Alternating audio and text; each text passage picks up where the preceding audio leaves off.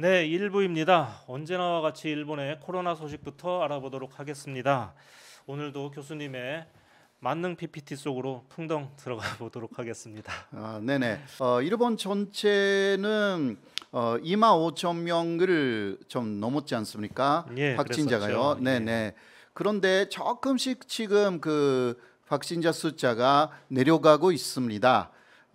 그게 그 2만 명 정도가 되었다가 지난주에는 1만 5천 명 정도로 내려갔다가요.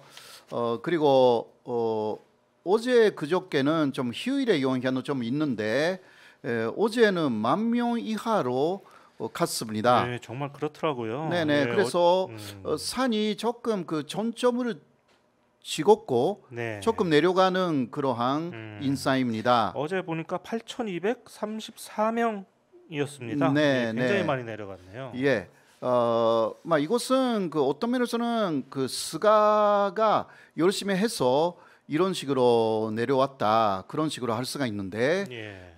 그러나 그 스가 촌리는 브루츠르마를 선호했습니다. 어떻게 보면 굉장히 운이 없는 분인 것 같기도 하고요. 네, 맞습니다. 예. 모든 것이 좀 서투르게 예. 했다라고 할 수밖에 없는데요. 네. 자, 도쿄를 좀 보시겠습니다. 도쿄도 역시 6천 명 가까이까지 확진자가 늘어났는데요.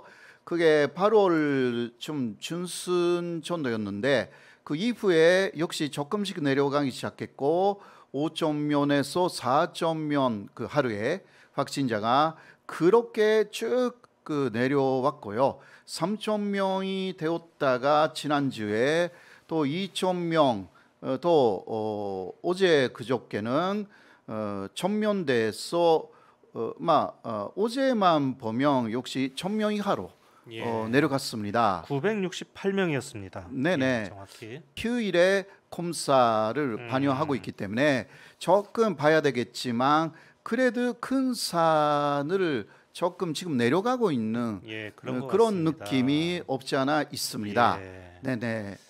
뭐 오늘 내일 뭐 좀 올라가겠죠. 근데 그렇죠. 이제 조금씩 예. 그 올라가겠지만 아마 3천 명 이하가 예. 될 것이 아닐까, 혹은 2천 명 이하도 가능하지 않을까, 그런 식으로 보이는데요. 자, 그러면 그 일본 국내의 중증 환자의 추이를 좀 보시죠. 한산 보셨는데요. 지금은 그 2,200명 정도 수준이 됐습니다.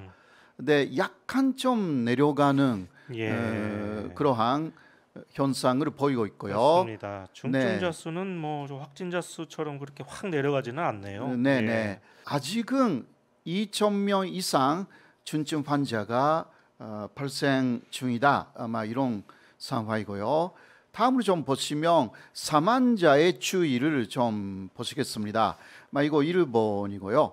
6월 말쯤부터 사실상 그 긴급사태 선언으로 한때는 굉장히 내려갔습니다. 하루에 사망자 숫자가. 네. 그러나 역시 8월 11일쯤부터 다시 올라가기 시작했습니다. 이게 8월 말 9월 초쯤에는 70명을 넘었고요. 예. 네, 60명을 쭉 그 지키다가 역시 9월 4일에는 9월 4일 5일 그쯤은 역시 휴일에 영향으로 사망자의 휴일에 영향을 하는 게 좀 없는 것 같은데 조금 내려가기는 했어요. 네, 그것도 그러나 이번 주를 좀 봐야 합니다. 사망자 추이가 묘하게 올림픽 시작할 때부터 이렇게 올라가다가 네. 팔랄림픽 다 끝나니까 다시 또 내려가네요. 이번에 벨라림픽 중에서도요. 특히 벨라림픽 관계자의 확진이 꽤 있었습니다. 그러니까 그런 것도 앞으로 또 그 영향이 나타나기 시작함으로 인해서요. 주목을 해야 할 것 같습니다. 댓글에서는요, 여러분들께서 일본의 검사 수를 믿을 수 없다라는 그런 얘기를 많이 하시네요. 네네, 그거는 항상 하는 이야기지만 어제도 제가 봤더니 일본의 검사 숫자가 8만 8천 정도밖에 없습니다. 네네. 그 중에서 뭐 10,000명 가까이 나오는 곳이기 때문에요. 우리나라는 거의 10배 이상 아닙니까? 네네. 예. 한국은 한산 말하지만 하루에 40만 예. 정도 검사를 하기 때문에요. 그 검사를 생각하면 정말 일본은 더 많은 확진자가 있다. 그렇게 말할 수밖에 없습니다. 그런 것 같습니다. 네네. 자, 저번에도 이야기를 했죠. 오사카의 요시무라 치사가 야전 병원을 설치하겠다. 이러한 이야기를 했습니다. 그런데 거기에 그 오사카 의사회가 전면적으로 돕겠다. 이러한 이야기를 했습니다. 야전 병원을 9월중에 가동시키겠다. 이런데 오사카 이사회하고 요시무라 오사카 치사가 합의를 했다. 이러한 뉴스가 일본에서 나왔습니다. 지난주인가요? 저희가 얘기를 하긴 했는데 네네. 야전 병원이 뭡니까 도대체? 이거는 2차 세계 대전 때 파푸아뉴기니에서의 야전 병원의 모습입니다. 이게 미군 쪽의 야전 병원에 일본 병사가 수용된 사진인데요. 굉장히 희귀한 사진인 것 같은데요. 예, 그렇죠. 미국 쪽에서는 일본 병사들도 부상한 병사들은 이런 식으로 예. 수용을 한 것인데 그러나 이러한 또 사진을 올리면서 일본에서는 야전 병원이라는 것은 사실상 무덤하고 똑같았다. 이러한 이야기를 이번에 요시무라 쪽에서 야전 병원의 이야기를 했기 때문에 그 이름으로 반대하는 사람들이 조금 있나 봅니다. 예. 그래서 요시무라 오사카 치사도 야전 병원이라는 호칭은 오사카에서는 앞으로는 쓰지 않겠다. 예. 이런 식으로 이야기를 한 것 같습니다. 제가 이렇게 처음 야전병원이라는 얘기를 들었을 때도 네. 2차 대전이 딱 생각이 났었거든요. 그래서 예. 이게 별로 이렇게 좋지 못한 이름인 것 같긴 합니다. 그렇죠. 예. 바로 그때 생긴 이름이라고 예. 할 수가 있죠. 네. 야전 병원에 충분한 약이나 기타 의료 시설이 있는 것도 아니고요. 사실 네. 굉장히 임시적인 시설이었다고 할 수가 있는데 그래서 오사카 쪽에서는 새로운 이름이 나올 것 같습니다. 네, 그러나 야전 병원이라는 것은 일본 안에서 벌써 후쿠이현에서는 9월 1일부터 설치를 했습니다. 네. 개설을 했고요. 처음은 30개 정도의 병상만 설치를 했는데 금방 100개 정도로 늘릴 거라고 합니다. 이게 그러니까 체육관 같은데 침대를 많이 놓고 거기에 의사, 간호사를 산주시키는 그러한 형태이고요. 하여튼 의료 붕괴를 막기 위해서 뭐 이런 시설을 했나 본데 이거 좀 더 빨리 했으면 좋았을 텐데. 예, 맞습니다.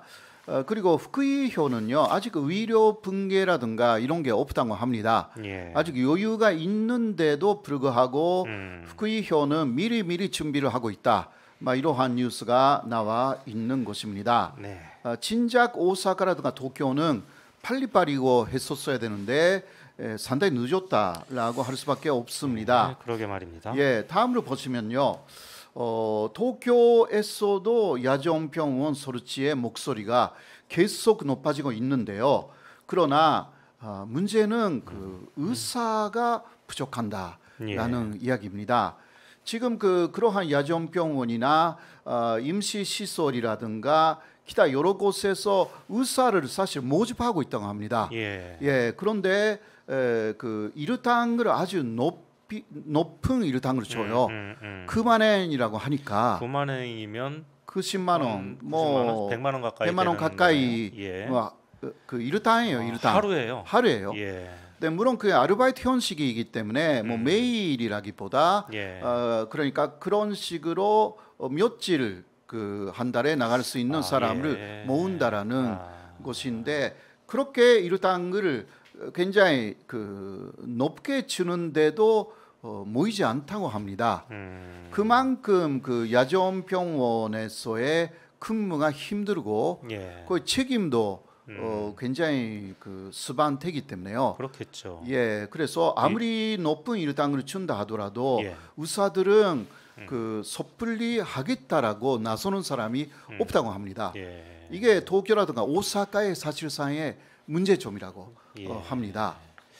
위험하기도 하겠고요. 또 네. 이게 임시직이기 때문에 선뜻 뭐 자리를 옮긴다든지 뭐 이렇게 할 수가 없을 것 같습니다. 네. 아무튼간에 특히 도쿄에서는 아무리 야전병원을 만든다라고 해도 의료진을 어떻게 모으는가 이러한 고민이 굉장히 많다고 합니다. 네.